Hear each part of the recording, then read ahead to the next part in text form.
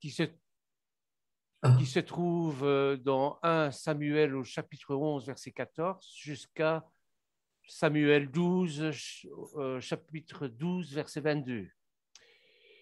Et notre texte présente plusieurs points communs avec la paracha de Korach. Korach, qui bien sûr est un descendant, Samuel, le prophète Samuel, qui est un descendant de Korach. Et nous allons voir quelque chose d'extraordinaire dans cette paracha. Comment les gens qui sont issus de Korach, du moins comment Samuel va faire le tikkun, la réparation de la faute de Korach. Souvenez-vous de la paracha, Korach s'est érigé, s'est révolté contre Aaron et Moshe. Et suite à ça, il a été avalé par la terre, il a été mangé par la terre. Cette terre d'Israël qui est métaphoriquement presque une personne vivante, parce que elle peut manger, elle peut produire des choses. On dit aussi que la terre peut vous vomir si vous ne la respectez pas, si vous ne respectez pas la parole de Dieu. Donc, évidemment, c'est une métaphore. Donc, au début de notre paracha, Shmuel va proposer de renouveler la consécration de Shaoul comme roi. Et nous allons prendre d'ailleurs directement notre Bible en Samuel, au chapitre 11, verset 14. Vous me le dites quand vous l'avez. Samuel qui a exactement les mêmes idées que Korach. Si vous vous souvenez un peu de ce que nous avons dit et la préparation que nous avons faite pour la paracha Korach, eh bien Samuel a exactement la même vision des choses que Korach. Donc, dans sa vision, il ne veut pas d'une hiérarchie. Il dit que tout le monde est saint, enfin c'est Korach qui dit ça, tout le monde est saint, et que tout le monde a le droit de servir le Seigneur comme il l'entend. Et Samuel, donc au chapitre 11, verset 14, va renouveler la consécration de Shaoul. Pourquoi? Parce que le peuple ne veut plus être directement dirigé par les prophètes ou par une tierce personne,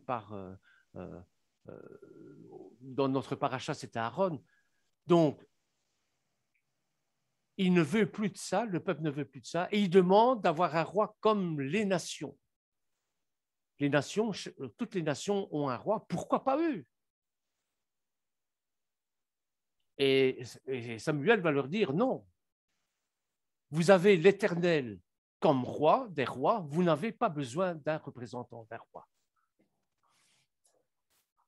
Et l'Éternel va mettre sur le cœur de Samuel, laisse faire le peuple. Donc, nous voyons ça en 1 Samuel, chapitre 11, verset 14, qui nous dit ceci.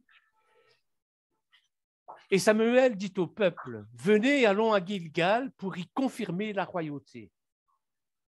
Le peuple veut un roi, eh bien, ok, on va introniser un roi et on va faire l'intronisation tous ensemble. Et tout le peuple se rendit à Gilgal, ils établirent Shaoul pour roi devant l'Éternel à Gilgal. Et là, ils offrirent des sacrifices d'action de grâce devant l'Éternel. Et là, Shaoul et tous les hommes d'Israël se livrèrent à de grandes réjouissances.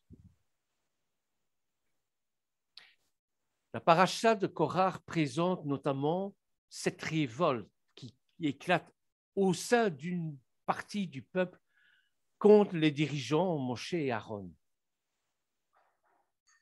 Et le peuple veut les remplacer. Je peux te poser une question? Oui, tu dis Moshe, parce que là je ne comprends pas. Tu dis Moshe et Aaron, ça s'est passé dans le désert, donc, ou ça s'est passé en Israël?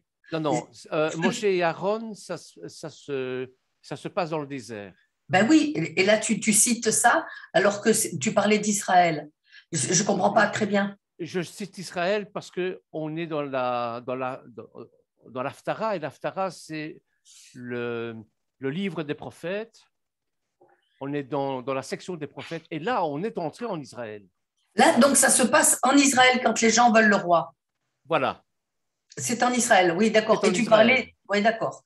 Donc tu parlais de la pensée de Moshe et de Aaron. Parce que là, pendant un temps, j'étais perdue. C'est ça. C'est-à-dire que Moshe et Aaron sont directement les serviteurs de l'Éternel. Et Korah lui dit, mais pourquoi vous êtes des serviteurs de l'Éternel et pourquoi pas moi? D'accord. Et pourquoi pas un autre? Mais ils ne sont plus là. Mais voilà. Et alors, suite à ça, l'idée, c'est que quoi qu'on soit, qui qu'on soit, qui qu'on est, eh bien, il faut être dirigé par un Rav, il faut être dirigé par quelqu'un, par un Cohen, qui est directement en lien avec l'Éternel, même si on le surpasse en érudition, si on n'est plus qu'avec lui, etc. Ça n'a pas d'importance. Le Seigneur a établi les Cohen pour le servir et personne d'autre. Et Korah va se révolter contre ça. Il va lui dire, ce n'est pas normal. On a tous vu la sainteté de l'Éternel au mont Sinaï. C'est une nivellation de tout. On ne voit pas pourquoi nous, on ne devrait pas servir l'Éternel comme les autres. Mais non. L'idée, c'est que l'Éternel a choisi un groupe pour le servir. Voilà. Comme il a choisi la lune pour éclairer la nuit, hein, c'est sa fonction, c'est son attribut, c'est celui-là. Comme certains ont été désignés pour enseigner et pas d'autres, eh bien voilà, c'est comme ça. Hein. Mais bon, suite à ça, évidemment, Korah va se révolter et il va être mangé par la terre, il va être englouti par la terre. Parce que c'est la volonté de Dieu. La volonté de Dieu, c'est comme ça. Il nous a créés d'une certaine manière et ce n'est pas à nous. Mais cette idée-là va revenir aussi souvent dans les églises, dans les kéhilotes, hein, où on ne va plus écouter le pasteur, où on ne va plus écouter le rabbin, parce qu'on se dit, mais pourquoi est-ce que j'écouterais mon rabbin alors que je suis sur la même égalité que lui? Eh ben non, il a été désigné par l'Éternel pour nous guider, et c'est à nous à le suivre, c'est tout. Mais ça, c'est très difficile à comprendre. Moi-même, qui ai un petit problème avec l'autorité, j'ai parfois ce problème-là aussi. Mais bon. Donc, notre Haftara se déroule après que le peuple ait demandé à avoir un roi à sa tête. Et ne se satisfaisant plus de la direction exercée par le prophète Shmuel et ses enfants. C'est-à-dire que lorsqu'ils sont entrés en Canaan, donc en Israël, eh bien, ils ont été dirigés pendant un moment par le prophète et puis par des juges. Et le peuple a dit, on en a marre, c'est parce que bon, être dirigé par un homme, attention, il y a danger. Il y a danger de manipulation, etc. Bon. C'est une idée qui est encore véhiculée de nos jours. C'est pour ça qu'on en parle, c'est pour ça que c'est marqué dans la Torah, c'est pour ça que c'est prophétique, c'est parce que ça s'est passé et ça, jusqu'à la fin des temps, c'est comme ça. Donc, ils en ont ras-le-bol d'être dirigés par le prophète. Et ils disent au prophète, on ne veut plus de toi, nous voulons un roi comme le peuple, comme les nations, comme toutes les nations qui nous entourent. Ensuite, nous pouvons constater dans les deux textes une même ligne de défense, suivie à la fois par Moshe et Shmuel. Ces deux dirigeants rappellent solennellement qu'ils ont exercé le leadership de manière totalement désintéressée. Parce qu'évidemment, le peuple va prendre, et Korah va prendre ça comme argument. Il dit, attends, toi c'est facile, tu dis que c'est l'Éternel qui te dit que c'est pour mieux nous manipuler, c'est pour mieux nous faire faire des choses. Et la même pensée va se trouver dans le peuple sous Samuel, évidemment, sous le prophète. Moshe va dire d'ailleurs, je ne leur ai pas pris un âne, ni causé de tort à l'un d'entre eux. C'est dans le chapitre 16 du livre des Nombres, verset 15. Et Shmuel va s'exclamer, va dire la même chose aussi. De qui ai-je pris le bœuf? Qui ai-je lésé ou oppressé? C'est dans 1 Samuel au chapitre 12, verset 3.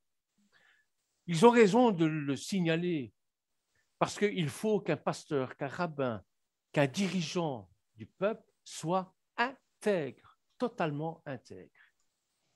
Or, nous avons vu, l'histoire nous affirme que quand quelqu'un a le pouvoir, eh bien, il s'en sert parfois contre les fidèles.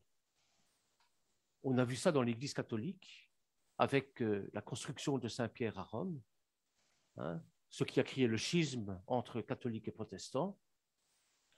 Et on voit ça aussi en Israël, on voit ça partout. C'est-à-dire la politique, l'État, hein, doit être séparé du religieux.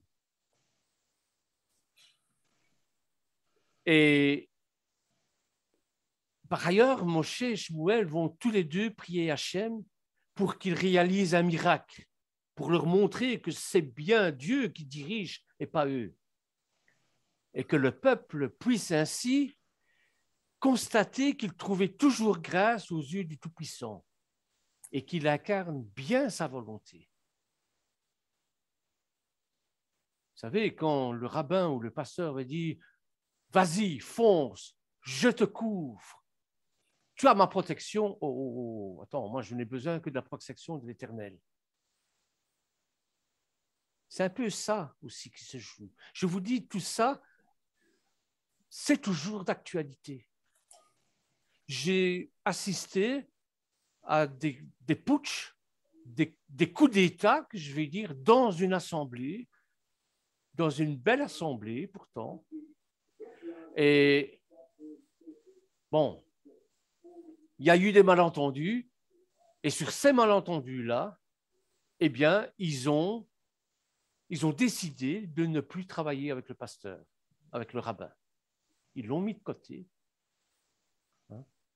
Et comment voulez-vous qu'un rabbin puisse travailler pour la gloire de Dieu si le peuple ne le suit pas? Alors gentiment, ils lui ont montré la porte.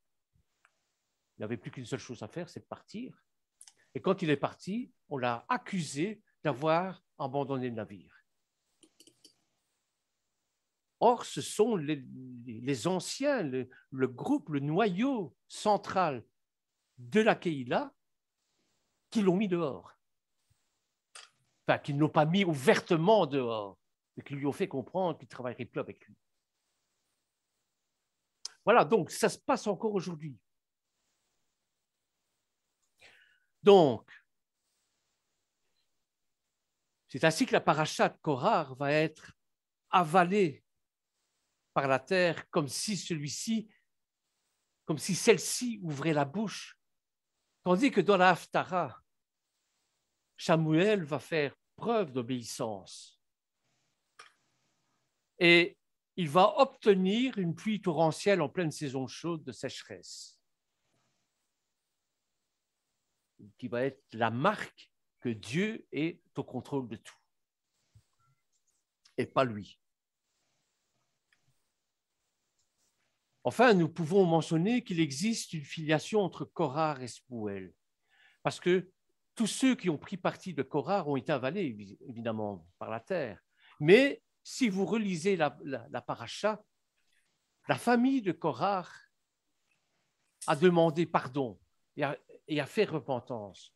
Et Shmuel, c'est un descendant de Korah. Et ça va être l'occasion pour lui de faire le tikkun, de faire la réparation de la faute de Korah.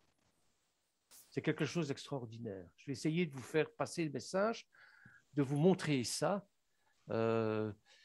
C'est quelque chose qui n'est pas facile pour moi de vous l'expliquer, en tout cas. Mais enfin, on va voir. D'ailleurs, toute cette famille descendant de Korah, qui n'a pas été détruite parce qu'il s'est repenti, on les appelait les Koréites. Et dans la Bible, les Koréites étaient cette partie des Kéatites, si vous vous souvenez, les trois grandes familles des Lévis, donc des parties des Kéatites qui descendaient des fils de Korah, de Korah. Donc c'est une branche importante parce qu'ils étaient des meneurs de louanges. C'était les meneurs de louanges des Kéatites. Et vous verrez ça dans 2 Chroniques, chapitre 20, verset 19. Et lorsqu'on se baladait, lorsqu'on changeait d'endroit avec l'arche, eh bien, ils précédaient l'arche avec des chants, avec des louanges, et ainsi de suite. C'était la fonction des Koréites. Donc des gens descendants de Korah, mais qui ont fait tikkun, enfin, qui ont fait tchouva, qui ont fait repentance. Les Lévites d'entre les fils de Kéatites et d'entre les fils des Koréites se levèrent pour célébrer d'une voix forte et haute l'Éternel, le Dieu d'Israël. C'est dans 2 Chroniques, chapitre 20, verset 19. Donc les fils de Korah étaient des fils du neveu de Moïse. Korah a mené une révolte contre Moïse et Aaron, et il est mort avec tous ses complices quand Dieu a fait la terre pour ouvrir sa bouche et l'avaler lui et tous ceux qui leur appartenaient, c'est-à-dire tous ceux qui étaient les 250 Lévites qui ont suivi Korah, parce que Korah était quelqu'un de très intelligent et un meneur d'hommes, hein, donc il avait un bagou extraordinaire. C'est dans Nombre au chapitre 16, versets 31-33. Cependant, les enfants de Korah ne sont pas morts. Nombre, chapitre 26, verset 11. Plusieurs psaumes sont décrits dans leurs versets d'ouverture comme étant réalisés par les fils de Korah. Nombre 42, versets 44 à 49, le dit ouvertement. Donc, ce n'était pas n'importe qui, hein. C'était des gens, des meneurs de louanges. Hein. Bon. Quelques-uns des Korahites étaient aussi les portiers du temple. En 1 Chronique, chapitre 9, versets 17 à 19. Et l'un d'eux est Matithia, l'un des Lévites, premier-né de Shaloul, le Koréite. Et lui s'occupait des gâteaux cuits sur la plaque. Vous allez me dire, ouais, c'était le pâtissier du coin. Non, non, non, non. Les gâteaux cuits ont quelque chose de prophétique dans le temple. Je ne sais pas si vous vous souvenez de tout ça. Si ton offrande est un gâteau cuit à la poêle, il sera de fleurs de farine pétrie à l'huile sans levain. Donc, ils avaient cette charge-là.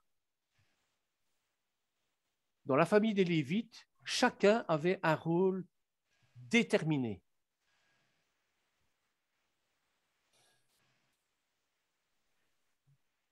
Il est une tradition que le prophète Shmuel est descendu de Korah. De Korah. Donc, c'est presque indéniable, indubitable, on ne peut pas nier. Hein. Shmuel, c'est un descendant de Korah. Le mérite de Shmuel, c'est un peu ça dont je voulais dire tout à l'heure, je n'arrivais pas à dire le mot. C'est-à-dire que Korach pensait qu'on pouvait, par mérite, par des actions, servir l'Éternel. Or, si vous analysez bien les choses, non, l'Éternel, ce n'est pas par mérite qu'on sert l'Éternel, mais c'est par fonction. L'Éternel détermine qui fait quoi. Si l'Éternel me donne enseignant, il ne va pas me faire meneur de louange. Ce serait une catastrophe d'ailleurs. Hein, avec ma voix de casserole, bonjour.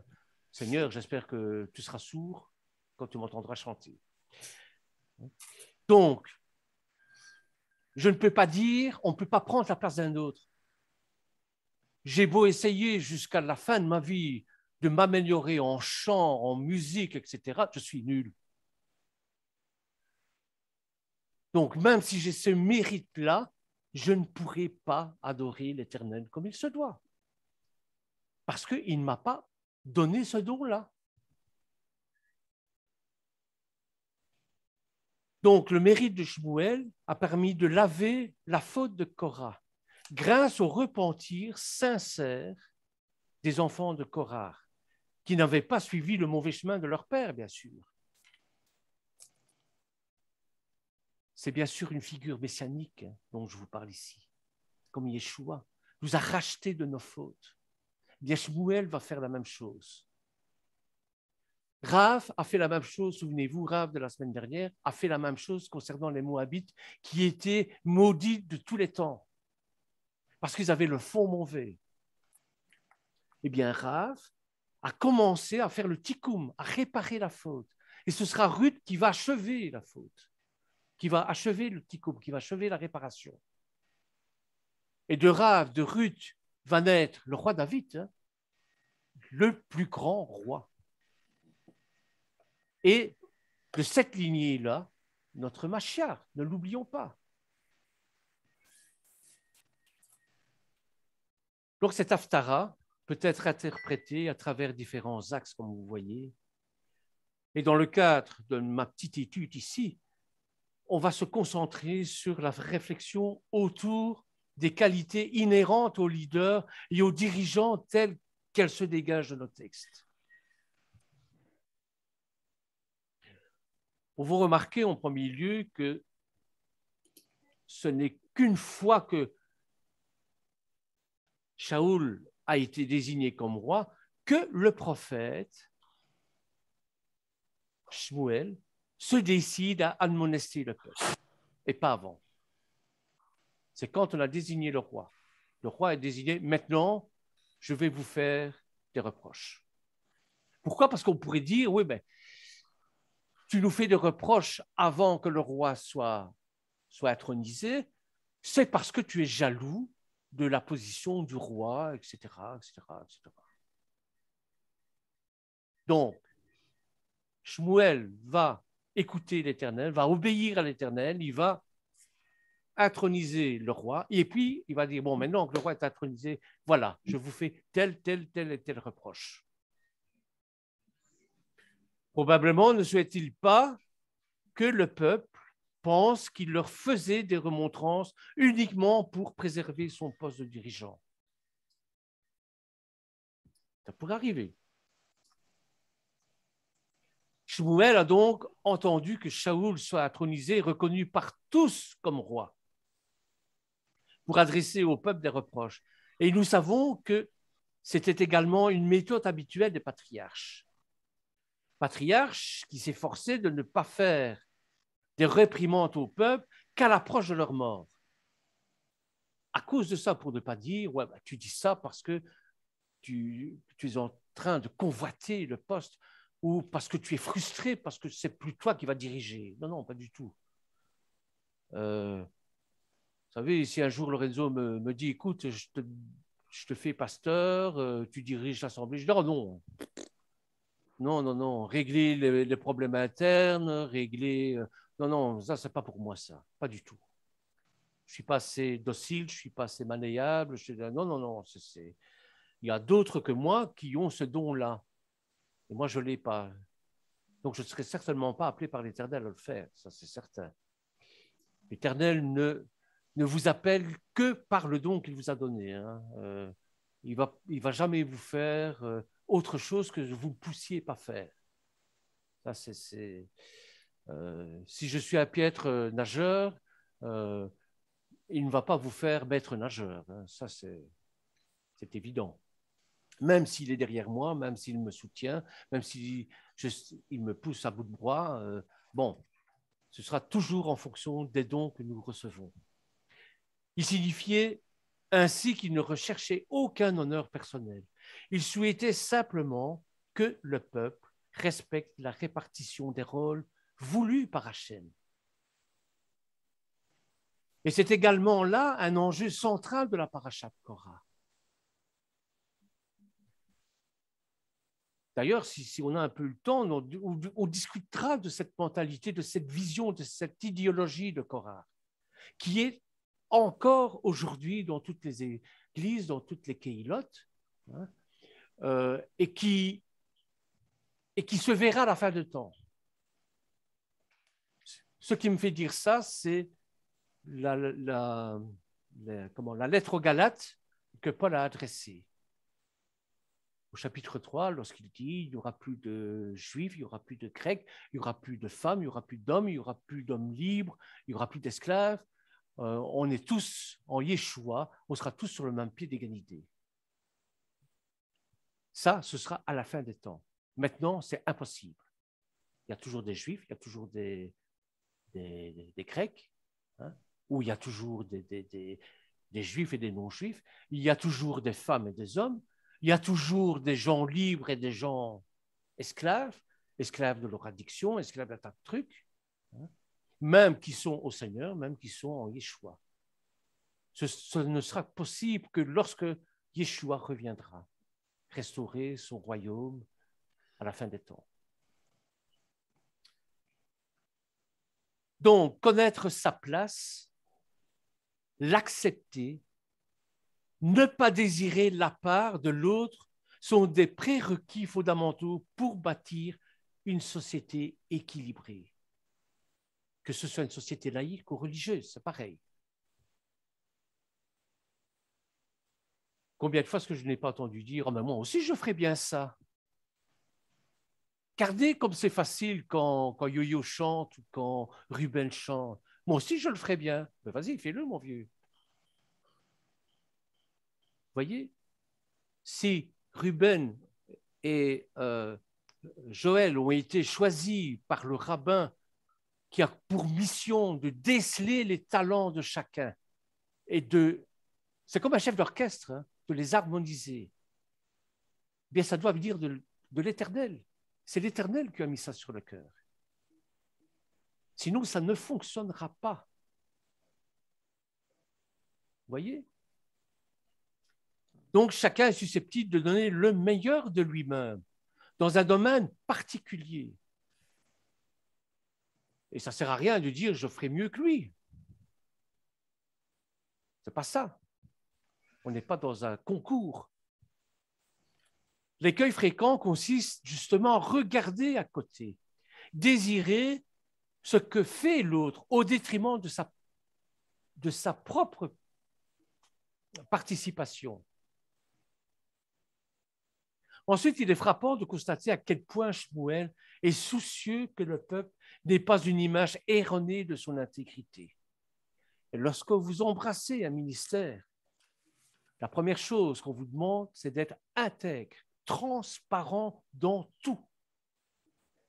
Parce que ça vous retombera dessus. Prends un exemple, je ne peux tout de même pas prêcher la chasteté si moi-même je vais au bordel.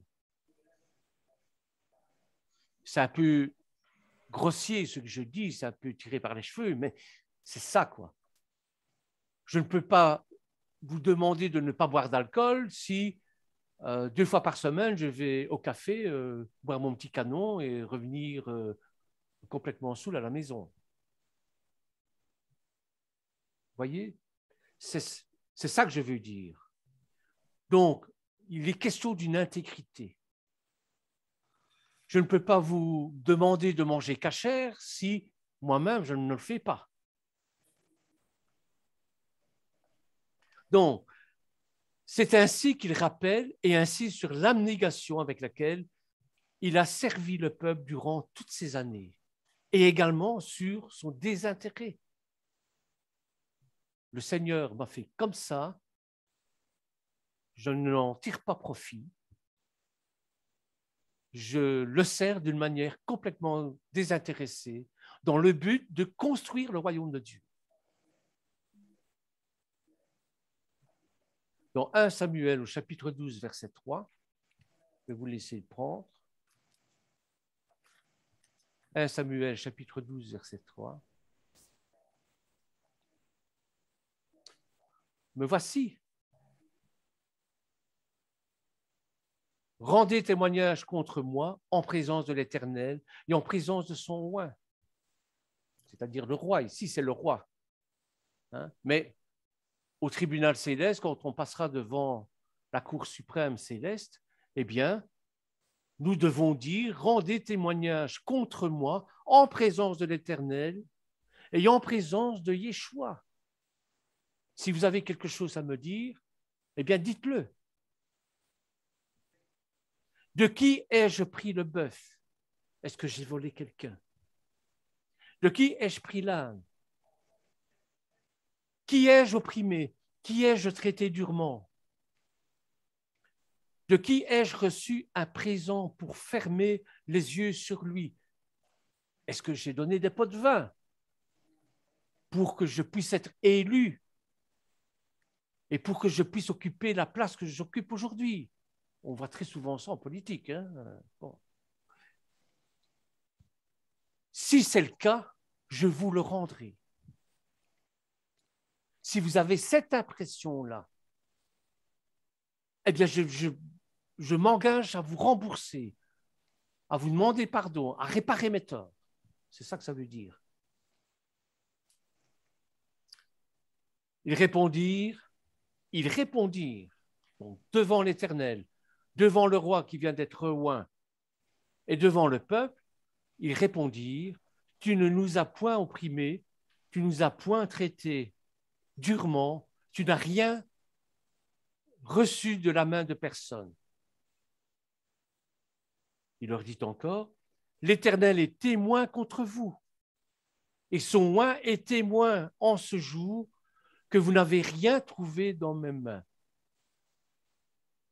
Donc, répétez devant tout le monde, est-ce que je suis intègre, oui ou non? Et le peuple répond, oui, tu es intègre, on n'a rien à te reprocher. Et ils répondirent, ils en sont témoins.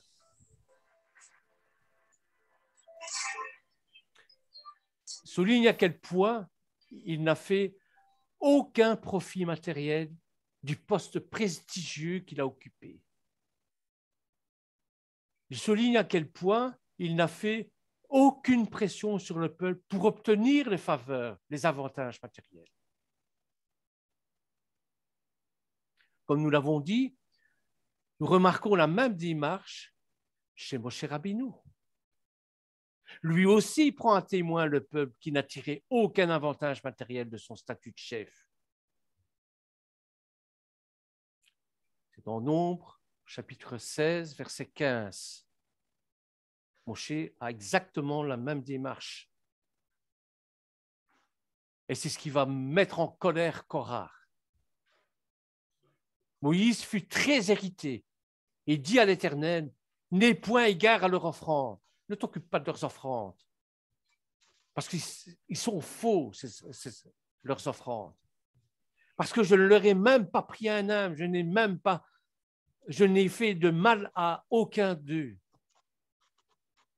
Donc, ce n'est pas la peine d'offrir des offrandes pour la réparation de mes fautes, puisqu'il n'y en a pas. Cette approche est intéressante dans la mesure où nous aurions pu penser qu'il suffit que l'homme ait sa conscience tranquille pour être quitte de ses obligations. Et on aurait pu penser que le regard que portent les personnes que nous fréquentons n'a pas d'importance fondamentale. dès lors qu'on n'a rien à se reprocher. Je reçois pas mal de trucs sur Facebook en disant « N'écoute pas ce que les gens pensent de toi, n'écoute que ton cœur, n'écoute ce que l'Éternel te dit. » Oui, c'est vrai, mais quand même, on dit qu'il n'y a pas de fumée sans feu, donc attention. L'insistance avec laquelle Shmuel et Moshe se défendent jette une lumière nouvelle sur cette approche et nous montre à quel point il est important de ne laisser planer aucun doute sur son intégrité. Nous pouvons comprendre ce point en nous rappelant combien les relations sociales comptent dans la Torah. Un des commandements, c'est aimer Dieu et son prochain. Aimer Dieu et son prochain comme soi-même. Donc, il ne s'agit pas de vivre sa foi dans une relation uniquement verticale, c'est-à-dire une relation rien qu'avec Hachem, Hachem et moi. Sans les critiquer, mais c'est un peu ce que les moines dans leur monastère font. Mais également d'une manière horizontale, dans la richesse et la profondeur que nous tissons avec notre prochain. On ne peut pas dire aimer Dieu et ne pas aimer son frère. Vous voyez? C'est ça, aimer Dieu et son prochain. Si on aime Dieu, eh bien, on doit aimer son prochain. Et on doit faire en sorte que nos actions soient bénéfiques et pour le prochain et pour Dieu. Le sage d'Israël indique, par exemple, que lorsque l'on fait un cadeau à un ami, ou lorsque nous lui rendons un service, il convient de lui faire savoir, de faire remarquer. L'objectif n'est pas d'en tirer un orgueil personnel ou de l'embarrasser, hein. Non, ce n'est pas ça, mais simplement de souligner l'affection que nous lui portons et notre volonté de lui faire du bien.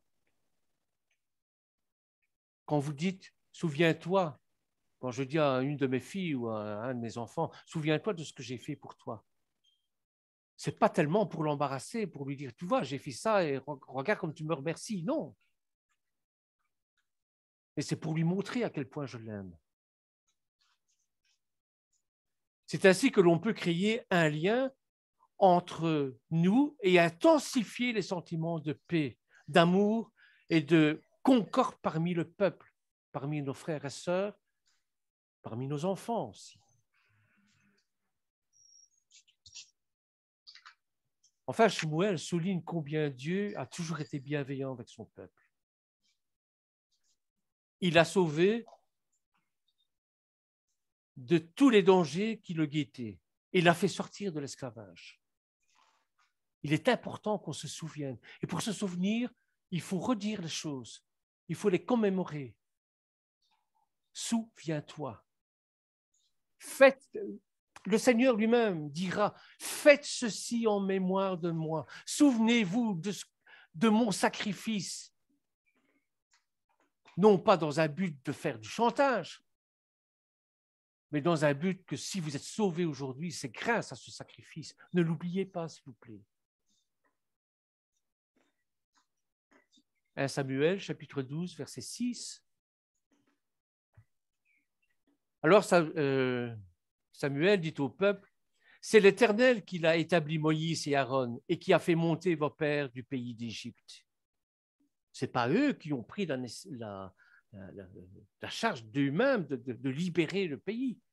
D'ailleurs, une des premières paroles, c'est « Anochi », c'est-à-dire « moi et personne d'autre. Je suis le Dieu qui vous ai fait quitter l'Égypte et le pays de servitude, qui vous est libéré de la maison de servitude. » Maintenant, donc 1 Samuel, chapitre 12, verset 6. Alors Samuel dit au peuple, « C'est l'Éternel qui a établi Moshe et Aaron et qui a fait monter vos pères du pays d'Égypte. Maintenant, présentez-vous et je vous jugerai devant l'Éternel sur tous les bienfaits que l'Éternel vous a accordés à vous et à vos pères. Après que Jacob fut venu en Égypte, vos pères crièrent à l'Éternel. Et l'Éternel envoya Moïse et Aaron, qui firent sortir vos pères d'Égypte et les firent habiter dans ce lieu. N'oubliez pas ça, que l'Éternel est aux commandes de tout. Le prophète rappelle également au peuple tous les dirigeants qui ont été placés par Dieu à sa tête. Moshe, Aaron, Jéroboam, Bédan, ou Gédéon en français, Yiftar, Shmuel.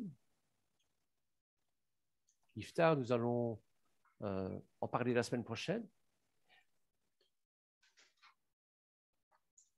Au verset 11, et l'Éternel envoya Jéroboam, Bédam, Jephthé, dont Yiftar, Shmuel, il vous délivra de la main de vos ennemis qui vous entouraient et vous demeurâtes en sécurité.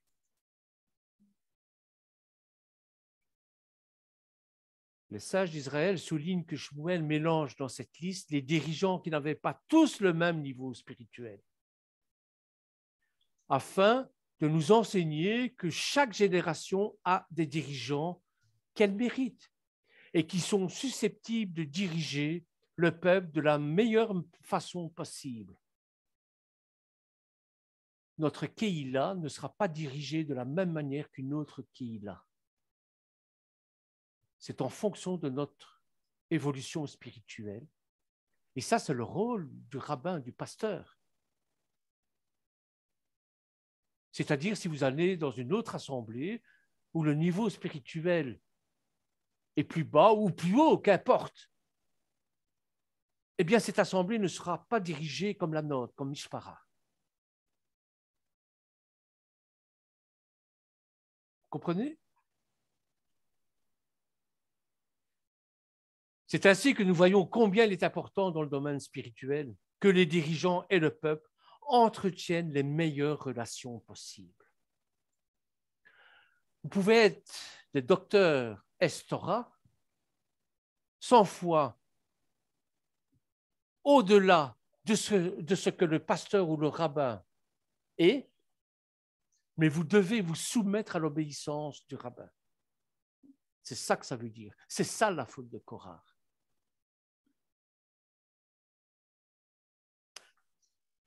Les premiers doivent exercer leur mandat en pleine conscience de la responsabilité qui leur incombe et leur devoir d'exemplarité. Les seconds doivent être à l'écoute des conseils et des recommandations de leurs dirigeants.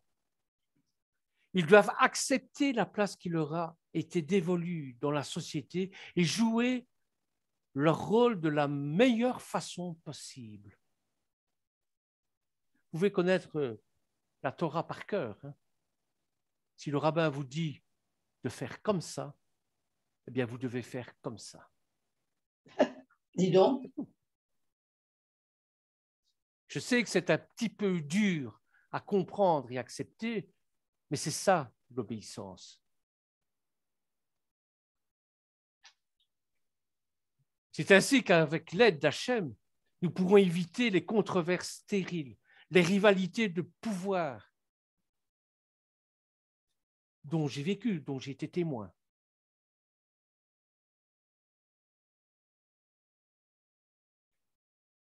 Puissions-nous, avec l'aide d'Hachem, renforcer notre unité et l'amour gratuit entre nous. C'est ça qu'il est important de savoir. Je sais que c'est une haftara, c'est une paracha excessivement compliquée et difficile à cause de... On ne demande pas d'avoir cette obéissance aveugle. Non, pas du tout. Ce n'est pas ça qu'on nous demande. On ne nous demande pas non plus d'accepter toutes les couleuvres qu'on pourrait nous faire avaler. L'histoire nous montre bien souvent, bien sûr. Ce n'est pas ça du tout. On nous demande simplement d'avoir un minimum de discernement et un minimum d'obéissance envers les dirigeants. Parce que si vous ne l'avez pas, ben, Voilà. Et combien j'ai rencontré de frères, même dans d'autres confessions, qui me disaient mon gros problème, c'est le problème avec l'autorité. J'ai des amis qui sont catholiques et chez eux, il y a 3 vœux. Il y a le vœu de chasteté, le vœu de pauvreté et le vœu d'obéissance. Et de ces 3 vœux-là qu'ils prononcent, le plus difficile, c'est le vœu d'obéissance. Parce que l'être humain est l'être humain, on le sait très bien. Et ils ont l'impression parfois d'être manipulés ou bon. Et parfois, ils le sont. Ils le sont. Voilà. Parce qu'on joue, bien sûr, sur ce vœu, sur justement cette paracha de Korah et sur l'Haftara de Shmuel, c'est-à-dire où on nous demande de faire confiance et d'obéir à notre rabbin parce qu'il reçoit les ordres, entre guillemets, directement de l'Éternel. Voilà. Maintenant, il y a bien sûr des gens qui vont profiter de leur statut de pasteur, de rabbin et autres, de curé ou de dirigeant en tout cas, pour essayer de manipuler. Ça, c'est certain. Ça, c'est une catastrophe pour l'Assemblée, pour le corps du Christ en lui-même, bien sûr. Alors, Shmuel et Korah, eh bien, Shmuel était donc opposé à l'origine à toute hiérarchie. N'oublions pas que c'est un descendant de Korah et il a la même pensée que Korah. Mais c'est quoi cette pensée?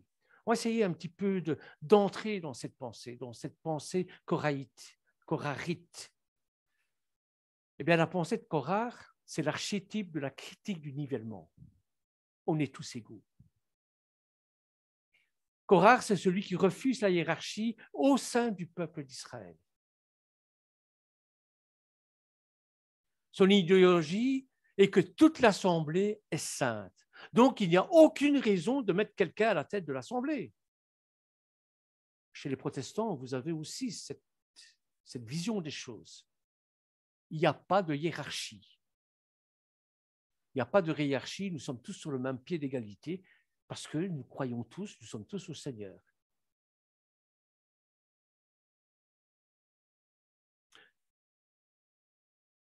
Cette idéologie est reprise par Paul, évidemment. Comme je vous le disais en Galates chapitre 3, verset 27. Vous tous qui avez été baptisés en Christ, vous avez revêtu Christ. Donc, Pachiar. Hein. J'ai pris Louis II parce que c'est plus facile pour faire mon étude. J'ai les textes en ligne, donc c'est plus facile. Donc, il n'y a plus ni juifs ni grecs. Désolé, mais c'est pas ce que je vois aujourd'hui. Il n'y a plus ni esclaves ni libres. Il n'y a plus ni homme ni femme, car tous vous êtes en Yeshua Mashiach. Si vous êtes en Mashiach, vous êtes donc de la postérité d'Abraham, héritier selon la promesse.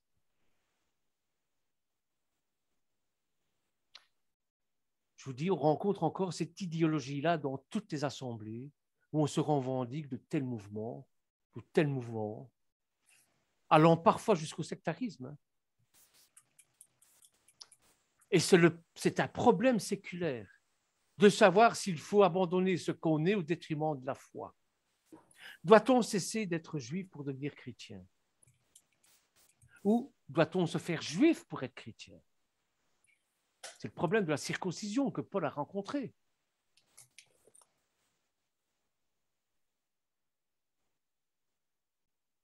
Quand on vous dit qu'un juif doit se convertir au christianisme, c'est une absurdité, une hérésie. Comment voulez-vous qu'un juif se convertisse à sa propre religion? Qu'un goy se convertisse au christianisme. Ça, oui. Quand je dis christianisme, c'est que ce soit protestant ou autre, ça n'a pas d'importance, hein, dans une confession, en tout cas. Ça, oui, parce qu'il doit tout quitter pour embrasser une autre confession, mais pas un juif.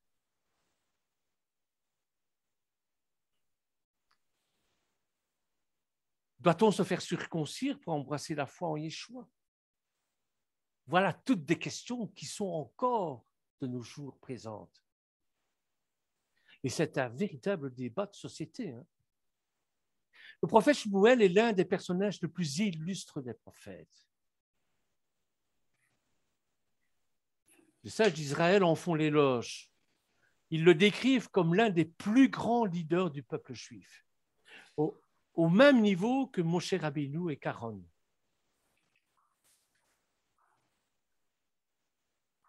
Par certains aspects, bien sûr. L'un des détails les plus fascinants sur Shmuel est sa lignée. Il est descendant de Korah, comme je l'ai dit, l'homme qui s'est rebellé contre Moshe Rabbeinu et avait été enterré vivant. Et il est intéressant d'analyser la relation entre Shmuel et Korah et de déterminer où leurs voies ont radicalement divergé. C'est quoi l'erreur fondamentale de Korah? Korah était un homme de grande envergure et très érudit. Sa revendication contre Moshe Rabbeinu et contre Aaron, c'est-à-dire les Kohanites, tenait au fait que chaque juif est saint et qu'ils ont tous entendu Hachem au mont Sinaï. Pourquoi, dans ce cas, je répète, ont-ils besoin de Moshe au-dessus de tout le monde, au titre de dirigeant et d'enseignant, et de Aaron comme grand prêtre?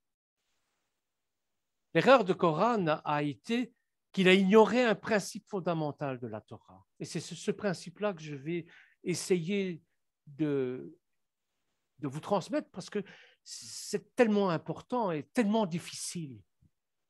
Chacun a besoin d'un dirigeant pour lui enseigner et servir de passeur de la Torah reçue par son maître.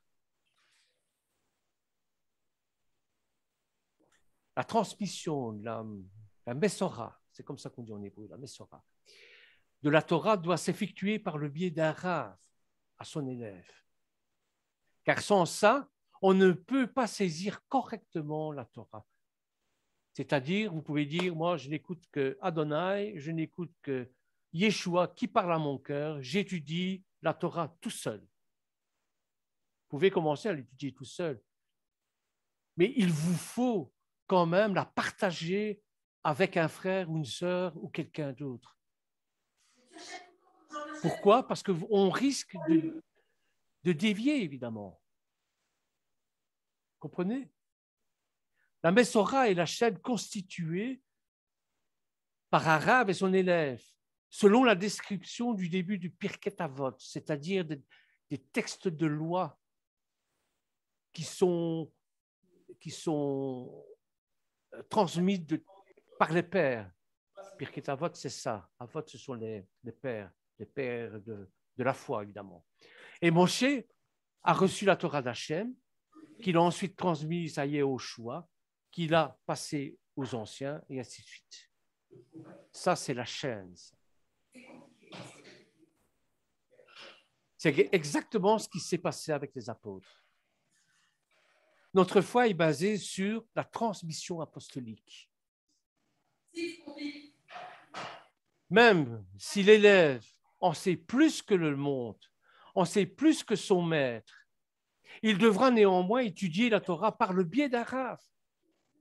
Et c'est pour ça qu'on a nos parachas, nos parachutes, tous les samedis, tous les shabbats.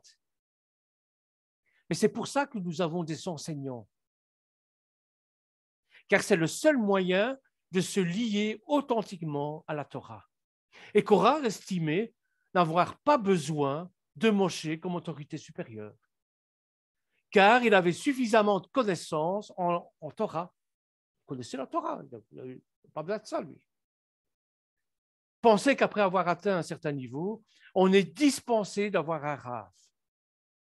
En réalité, la nécessité d'avoir un rav ne dépend pas de notre niveau de connaissance ni de compréhension. Ça n'a rien à voir. Absolument rien à voir. À un niveau plus profond, la source de la vie spirituelle de l'individu et sa relation à la Torah par un rav, par un rabbin, par un pasteur. Et une fois que Korah a brisé cette relation, il a perdu sa source de vie spirituelle. Comprenez? Mais comment n'a-t-il pas réalisé ça?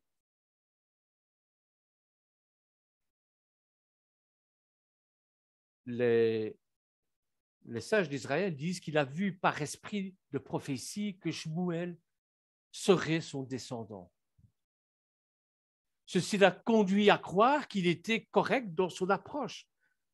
Car s'il s'était trompé, alors, il estime ça, hein, il ne méritait pas un descendant aussi illustre. Il s'est trompé, bien sûr. Shmuel n'est pas le fruit du mérite de Korah.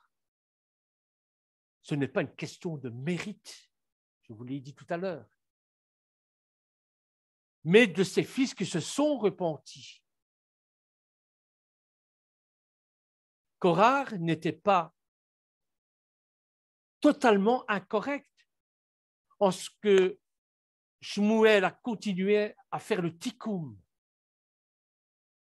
et lui permettre d'entrer ce qu'on appelle en hébreu le olam haba, c'est-à-dire dans le monde futur. Mais où voyons-nous un parallèle entre Shmuel et Korah? Et comment voyons-nous que Shmuel a rectifié la faute de Korah? On voit le parallèle dans un incident dans la vie de Shmuel qui indique qu'il a été, dans ses premières années, susceptible de développer le même défaut que Korah.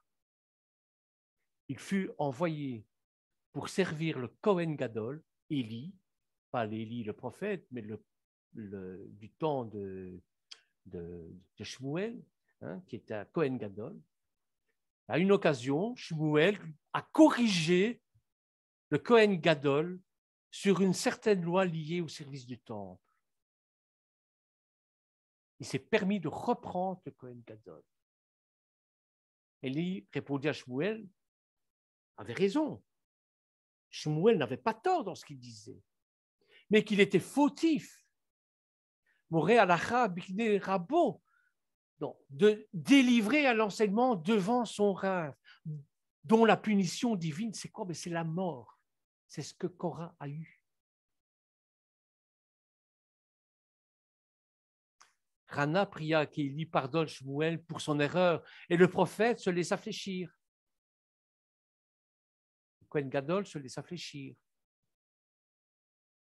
Mais la question se pose, comment Shmuel a-t-il pu trébucher sur une faute aussi évidente, lui qui connaissait la Torah? Eh bien, Shmuel était si brillant qu'il se trouvait déjà à un niveau plus élevé que le prophétie, plus élevé de prophétie et de connaissance que le Kohen Gadol. C'est pour ça que je vous dis que ce n'est pas une question de mérite. Il pensait n'avoir alors pas besoin de rav. Si vous êtes chirurgien, qu'est-ce que vous avez à faire d'écouter les ordres du chef de service de chirurgie,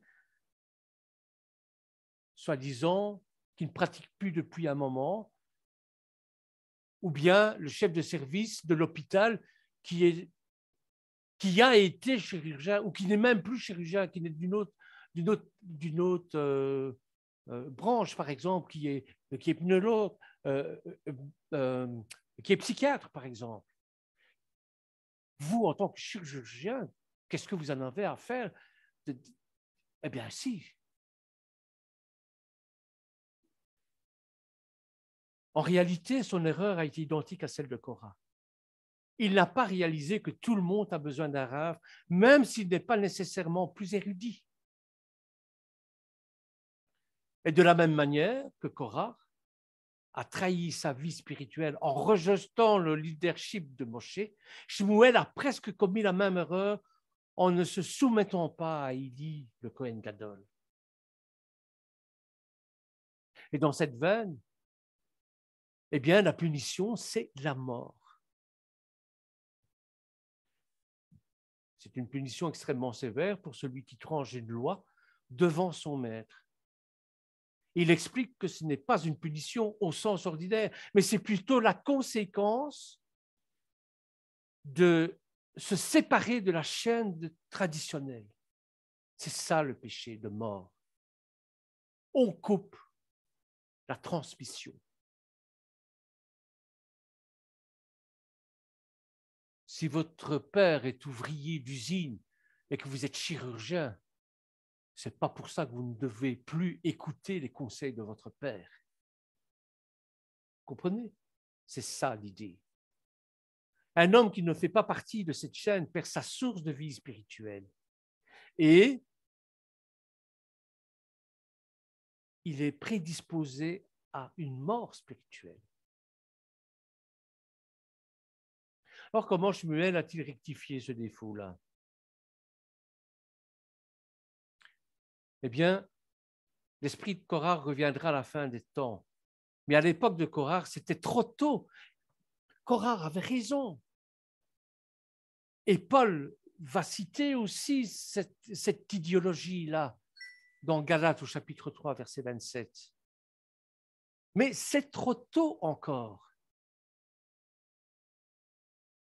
Et parce que c'est trop tôt, ça a entraîné la faute. Comme on a si bien l'occasion de le dire, avant l'heure, ce n'est pas l'heure, c'est l'heure, et après l'heure, c'est plus l'heure. N'oublions pas que Shmuel sortira ou sera désigné le plus grand roi de Shmuel. Non, je répète, n'oublions pas que de Shmuel sortira et sera désigné le plus grand roi d'Israël, à nommer David. Dès le moment où Shmuel a servi dans le temple, il s'est décrit comme un Nahar, c'est-à-dire un jeune homme. Voyez?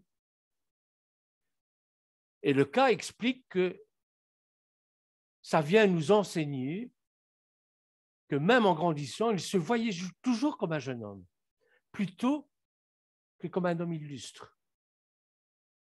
Et c'est l'attitude que nous devons avoir. Un jeune homme se considère inférieur aux autres. Il est disposé à apprendre d'eux. Vous êtes chirurgien, votre père est ouvrier d'usine, mais vous avez encore à apprendre de lui. De cette manière, il a rectifié la faute d'agir comme s'il n'avait pas besoin de Rav. En effet, le Midrash affirme qu'il s'est abaissé de manière suprême devant Élie. Et lorsqu'il s'est tenu devant Élie, donc le Kohen Gadol, je parle ici, il considérait qu'il se tenait devant la Shrina, la présence divine. Il a ainsi rectifié l'erreur de son ancêtre Korah, qui croyait être un individu indépendant et qui n'avait besoin de personne pour le diriger. Alors, qu'est-ce que je veux dire par cet enseignement? C'est simplement que nous avons toujours besoin, quel que soit notre niveau de spiritualité, grand ou petit, de suivre le mouvement de Mishpara, puisque nous sommes dans une famille qu'on appelle Mishpara, avec un rabbin, avec des enseignants, avec un maître de chant, avec des prieurs, et ainsi de suite. Nous ne devons pas faire cavalier seul. Vous comprenez? C'est ça, simplement ça, le message. Voilà, que l'Éternel vous bénisse. En tout cas, merci de m'avoir écouté. J'espère que j'ai été assez clair. C'est une paracha qui n'est pas facile. L'Haftara l'est encore moins. Et alors, on va rentrer la semaine prochaine encore dans ce qui est encore plus compliqué. Du moins à notre niveau, puisque nous sommes des gens temporels, c'est-à-dire nous sommes limités dans ce que nous comprenons. Et même le roi Salomon, dans la paracha Roukat, puisque notre frère Lionel va nous donner la paracha Roukat, même le roi Salomon, qui avait compris tout ce qu'était la Torah, a affirmé que l'histoire de la vache rousse, il n'avait rien compris. nous avons quand même une chance par rapport au roi Salomon, c'est que la vache rousse est directement liée à Yeshua. Et grâce à ce qui s'est passé avec Yeshua, nous pouvons comprendre le sacrifice de Yeshua et nous pouvons comprendre le sacrifice de la vache rousse. Voilà, si vous avez des suggestions, n'hésitez pas, soyez bénis en tout cas.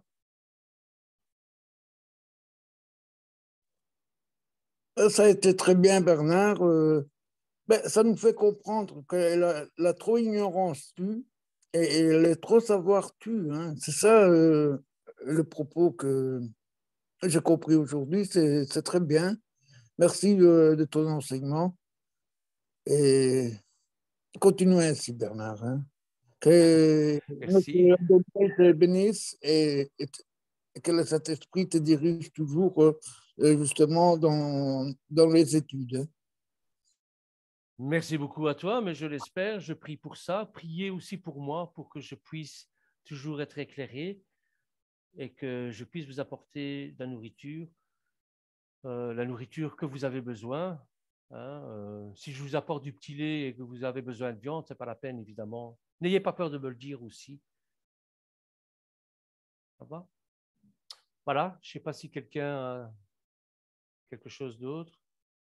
Bien, moi, je veux aussi te remercier, Bernard, parce que vraiment, on a besoin de Ruach HaKadosh pour expliquer tout ça.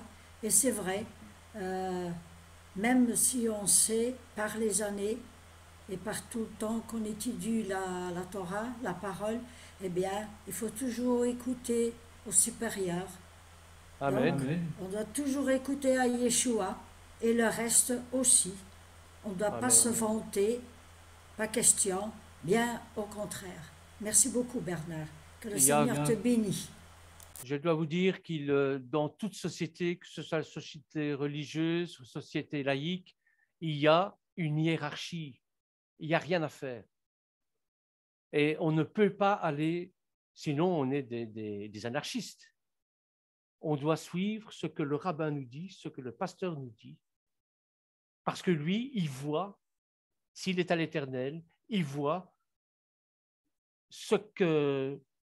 comment la mishpara, comment la famille, comment la Keïla fonctionne, il voit vers où il doit aller. S'il ne le voit pas, c'est la catastrophe, il aura des comptes à rendre, hein, parce que c'est lui le responsable des âmes avec qui il prend en charge. Oui, voilà, c'est ça. Mais gloire à Dieu. Faites confiance à votre rabbin. S'il se trompe, c'est un homme comme un autre, il peut se tromper. Faites-lui remarquer gentiment en privé, pas devant tout le monde, comme Korah a fait. Hein. Surtout, n'ayez pas cet esprit de rébellion contre l'autorité, parce que l'Éternel n'aime pas ça. L'Éternel nous a créés, il nous demande d'être obéissants pour former l'unité, Erat, pour former l'unité de Mishpara. C'est ça qui est important. Bernard, shalom à tous. Ah, shalom, notre sœur. Shalom, Marguerite. Ce que j'allais dire, tu parlais de la manipulation dans certaines assemblées, dans certains endroits. Mm-hmm. Mais la manipulation ne se voit pas toujours. Il y a aussi des manipulations cachées. Oui, bien sûr. Bien sûr. Bien sûr, il y a... faut voir comment Satan a agi jusqu'à présent. Donc, voilà. N'oublions pas que Satan, c'est l'être de lumière. Donc, il va vous faire miroiter, il va vous faire voir des choses. Hein. Et à travers les dirigeants d'assemblée, parfois, il tend une carotte. Oh, Bernard, que tu parles bien. Tu seras le prince, la prédication de Mishpara. Tu n'as pas mis de chemise aujourd'hui? C'est un t-shirt. Oui, quelle chance, parce que ton bouton, il allait péter. Oui, d'accord. Ben, c'est un col extensible, tu vois. Non, mais tu vois, bon, je blinque évidemment, mais à tous les niveaux, ça peut... Ah, Marguerite, qu'est-ce que tu chantes bien, que ta voix est belle. Hein, oui, comme la prière aussi. La prière seulement. Tu as chanté, tu as frotté la manche, là. Qu'est-ce que tu pries bien, Marguerite? Oui, Je c'est ça. ne serais pas prier comme toi, moi. Mais, chacun est différent pour prier, Bernard. Pour la prière, chacun est différent aussi. Si on va avec son cœur, voilà. Et puis, il y a la Roi Kodesh aussi qui est là. C'est vrai. Mais je dois dire aussi que certains sont plus disposés à mener à la prière que d'autres. Moi, je te vois bien, sincèrement, je ne te flatte pas là, c'est une réalité, je te vois bien prier, mener une prière, mener tout un groupe à prier. Moi, je ne sais pas faire ça. Anne-Marie, oui. Anne-Marie aussi, oui, Anne-Marie aussi. Moi, c'est plutôt râler. Moi, c'est plutôt râler. Ah oui, là je râle devant mon Seigneur. Même devant nous. Oh là, tu es plus qu'une reine, tu es une impératrice du râlage. Ah ben voilà. Eh ben, priez pour moi pour ça alors. Rien du tout. Moi, on ne sait pas prier pour toi. Tu pries mieux que nous, alors on ne va pas prier pour toi. Non, je blague évidemment, mais vous voyez à quel point toutes les manipulations, toutes les carottes, il faut faire attention. Il faut faire attention, c'est certain. Mais d'un autre côté, on a une structure qu'il faut respecter. Il y a des anciens, il y a des... Allez, comment ça s'appelle c'est pas des doyens, c'est... Des diaconesses, des diacres. Voilà, des anciens, des diacres, et ainsi de suite. Mais beaucoup profitent aussi pour empêcher les fidèles, en fait, ceux qui sont là, même quelquefois de prier, de parler, voilà, il n'y a pas de question de poser. Ici, on peut quand même, voilà, on peut quand même dire son mot, mais sinon, comme en Israël, mais il y a beaucoup d'assemblées autres que je connais où tu dois te taire, hein? Tu choues, tu avances et tu ne bouges plus. Hein? C'est ça. Or, je déteste ça. Moi, je suis toujours frustré quand je donne un petit message et qu'il n'y a personne qui réagit. Parce que je me dis, est-ce que j'ai bien donné mon message? Est-ce qu'ils m'ont compris ou pas? Et si vous ne me comprenez pas, eh bien, j'ai raté ma mission, j'ai raté ma vocation pour la bonne simple raison que l'Éternel me fait faire des choses pour apporter sa parole, compréhension de sa parole. Si ce n'est pas le cas, j'ai raté le message, évidemment. Mais on te le dit, alors tu recommences. Oui, il faut me le dire, il ne faut pas avoir peur. On est là entre nous et ayez un petit peu plus d'interaction. Même si vous m'interrompez dans mon message, ce n'est pas grave parce qu'il faut que ce soit bien compris. On n'est plus à l'école. On n'est plus sur un banc d'école en train d'écouter ce que le maître dit et dire Amen. Non. Il faut évoluer, c'est-à-dire il faut échanger entre nous. Et c'est comme ça que Mishpara, c'est comme ça que la famille, c'est comme ça que la Keïla va évoluer spirituellement. C'est en comprenant les choses et aussi en travaillant pour le Seigneur. C'est clair. Oui, c'est vrai. En général, on dit... Pardon. Oui, vas-y. Je voulais dire, oui, c'est vrai ce que tu dis, Bernard, mais moi, je préfère qu'on laisse d'abord expliquer le frère ou la sœur ce qu'il a à dire de la Haftara ou du Paracha et qu'on pose les questions après. Parce que sinon, ça devient trop difficile pour comprendre convenablement. Parce que justement, on ne peut pas oublier, il y a plusieurs langues ici, hein. Les personnes, ils ont tous une autre... allez, qu'est-ce que je dois dire maintenant? Ce ne sont pas tous des Français, pas tous des Belges, pas tous des Vénézuéliens. Donc, quand on parle déjà 2, 3 langues, ou 4, il faut réfléchir. En plus, tous ceux qui notent, bon, il ne faut pas parler trop vite non plus, sinon ça devient comme un moulin à café. Alors, on comprend peu. Hein, donc, je trouve qu'on peut respecter cela aussi. Bien sûr. Voilà. Et aussi, quand on interrompt, en fait, il peut perdre le fil de ses idées. Oui. Ça, je suis bien placé pour le savoir. Parfois, je perds le fil de mes idées. C'est un manque de respect. Si on octroie le droit de parole, à ce moment-là, ça peut partir dans tous les sens aussi. Et revenir après sur le fil, ce n'est pas toujours évident. Mais ce que vous pouvez faire, et ça, ce serait bien, c'est que vous notiez toutes les questions qui semblent importantes parce que les enseignements sont parfois nébuleux chez moi. Donc, et alors, on détermine un jour et alors on répond aux questions posées. Ça, j'ai déjà vu faire ça chez les Juifs orthodoxes. On donne l'enseignement et puis à un certain moment, bon, la semaine prochaine, par exemple, allez, on discute des questions posées. Oui. Par contre, il y a des rabbins qui savent faire les deux. Là, j'ai vu. Il y a des rabbins qui parlent et puis il y en a qui interrompent, qui posent la question, qui disent quelque chose. Voilà. C'est ça, ouais. C'est typique chez eux et je crois qu'il n'y a qu'eux qui savent faire ça. Oui, parce que dans les yeshivot, moi, je ne m'entends pas avec le système des yeshivot parce qu'il y a une cacophonie là-dedans. Et un jour, j'ai discuté avec un rabbin, je lui ai demandé, mais enfin, comment vous pouvez… Il m'a dit, c'est très simple, on est tous différents, on a tous des idées différentes, on comprend les choses tous de manière différente. Mais dans toute cette cacophonie, dans tous ces échanges d'idées, la vérité sort. Voilà. Et c'est ça le Eirat. Je ne suis pas tout à fait d'accord avec ça, parce que moi, quand on se met à parler et qu'il y a un brouhaha inimaginable dans une salle, je me tais, je ne dis plus rien, parce que c'est impossible. Ouais, c'est un peu encombrant. Alors, c'est celui qui s'impose sur l'autre, c'est celui qui crie plus fort sur l'autre, etc. Voilà quoi. Moi, je suis là pour comprendre les choses, pas pour imposer mes idées. Enfin, c'est ma…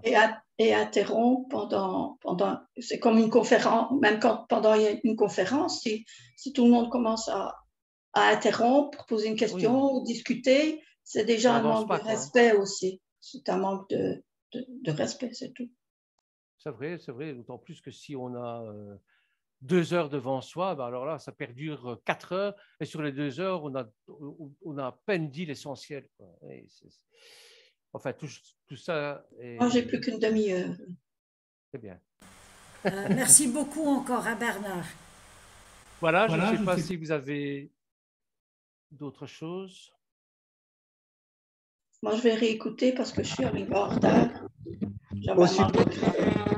Au sujet du jour, pour poser des questions, je vous rappelle aussi que le pasteur avait dit que si on a des questions le jeudi aussi, on peut profiter de ces témoignages, lecture de psaumes, enseignement, prière, mais aussi les questions. Voilà. Donc, je voulais juste le rappeler. Merci. Lionel. Oui, merci Lionel. Bien, nous allons terminer alors notre petite réunion, si vous voulez bien.